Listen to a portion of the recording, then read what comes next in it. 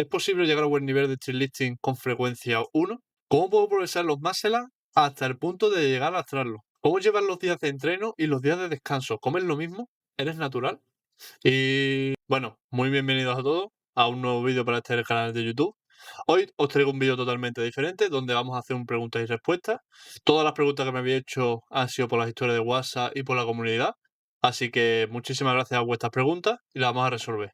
La mayoría de las preguntas están enfocadas al lifting, obviamente, pero además hay muchas más preguntas que os puede venir genial para vuestro entrenamiento. Vamos a dividir este vídeo en tres partes fundamentales sobre lifting, el muscle up, exactamente, porque me habéis hecho muchísimas preguntas solo sobre el muscle up, y otra sección donde hablaremos de nutrición, lesiones, mentalidad y todo eso. Vamos allá. Pregunta número 1. Lifting mujeres y el muscle en anilla.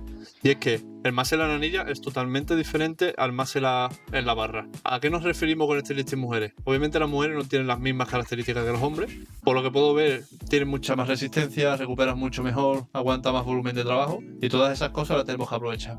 En cuanto al muscle en anilla, tengo un vídeo pendiente, pero bueno, ya os explicaré, ya tengo un vídeo subido en mi cuenta de Instagram donde os explico cómo se realiza, pero le daremos más caña. ¿Es posible llegar a buen nivel de lifting con frecuencia 1? Y sí, yo en mi primera competición solo hacía frecuencia 1 y la verdad es que me sentía muy bien. Obviamente me sentía muy desactivado en esas primeras sesiones, pero descansaba muy bien, obviamente, y no me hacía falta más. Entonces, en ese sentido, ya con una muy buena base, realmente con una frecuencia 1 sí puedes llegar a tener un buen nivel. ¿Cómo sé dónde tengo que colocar los pies en mis sentadillas según mi cuerpo? Y bueno, más que según tu cuerpo, es según tu longitud del fémur, tu dorsiflexión del tobillo.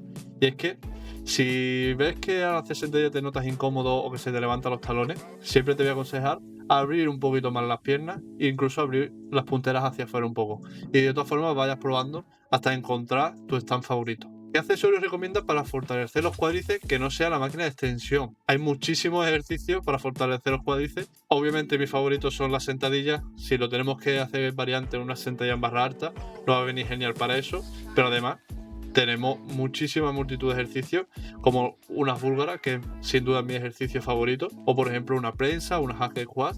Son ejercicios que nos van a venir genial para fortalecer los cuádriceps. Vamos a hablar sobre el muscle up. Me había hecho un montón de preguntas sobre el muscle up, así que vamos a ello. ¿Cómo puedo progresar los muscle up hasta el punto de llegar a lastrarlo? Y bueno, realmente es muy difícil pasar de hacer muscle up bodyweight a empezar a lastrarlo. ¿Por qué? Porque el patrón cambia totalmente. Conozco mucha gente que realiza muchísimas repeticiones de muscle up bodyweight y al meterle solo 2,5 kilos ya la técnica cambia totalmente y además no se siente muy cómodo. Entonces, lo ideal sería empezar con microcargas de 1 kilo, kilo y 25, 2,5 kilos, hasta ir adaptándote a un nuevo movimiento, porque sinceramente no tiene nada que ver. ¿Cómo mejorar el muscle up? Una pregunta muy genérica, pero que mucha gente se pregunta. Te voy a dar 3 pilares fundamentales para mejorar tu muscle up. Lo primero, mejorar tu técnica con variantes. Es algo esencial y que vayas adaptándote a esa carga de trabajo de técnica. Lo segundo, acumular mucho trabajo de dominadas y dominadas lastradas, porque es uno de los ejercicios que mejor nos va a ir nuestro muscle up. Y tercero, aumentar la frecuencia. Es decir, no puedes trabajar muscle up una vez a la semana cuando es un ejercicio que no genera apenas fatiga y que además es muy dinámico y técnico. ¿Cómo puedo mejorar la resistencia en mis muscle up para hacer más repeticiones? Y obviamente hay que trabajar más muscle up, más días y con menos descanso. Una de las estrategias que me gusta mucho con mis chicos es hacer EMOMs, hacer AMRAPs y así en todo el rato. Ir variando las cargas. Si tienes muscle up a 3 repeticiones, intentamos meter 4, intentamos meter 15, a 5 repeticiones, luego a 6, ¿vale? Y trabajar diferentes cargas, diferentes rangos de repeticiones, es lo ideal. Mejorando mi resistencia, puedo mejorar mi fuerza en tirón. Y bueno, puedes mejorar siendo sobre todo un atleta que está iniciándose o que está a un nivel intermedio, pero sobre todo lo más interesante es al revés. O sea, mejoras muchísimo tu resistencia solo con trabajar la fuerza. Y es una de las mejores formas de trabajar la resistencia que conozco en lifting. ¿Qué protocolo ha hecho que tu muscle up mejore más? Y he trabajado mucho. Mis favoritos sin duda son las rampas y, como no, uno que estamos poniendo muy de moda ahora mismo y que utilizo muchísimo con mis atletas es el máximo y el mínimo diario. Un protocolo que viene de los búlgaros, de trabajar halterofilia, donde se realizan movimientos más dinámicos y más explosivos, y por lo tanto lo hemos trasladado al muscle up y sin duda pasé de 35 a 40 kilos en un solo mes. O sea, una auténtica locura.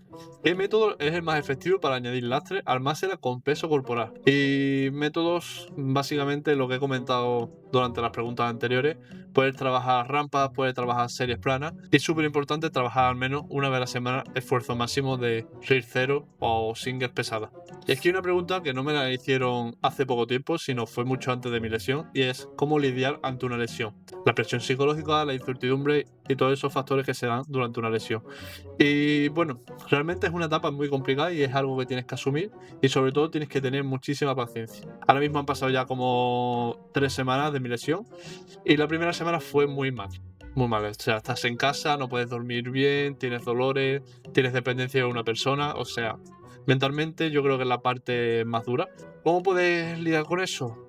Trabajando, desconectando, intentando mejorar, intentando mantenerte activo, comer bien, ¿vale? Y todo eso que al final entra dentro de la recuperación y va a ser que hoy vuelvas mucho más sano.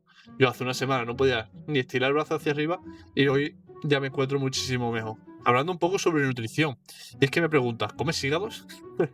¿Alguna alternativa a este alimento que sea nutricionalmente igual? Pues bueno, no como hígados, ni de pollo ni de nada. O sea, no es un alimento que me guste y no me lo como básicamente. Carne roja. La gente le tiene muchísimo miedo a la carne roja cuando es una carne súper proteica y que es un alimento súper top si sobre todo quieres mantener ganancias de fuerza muscular y de hipertrofia.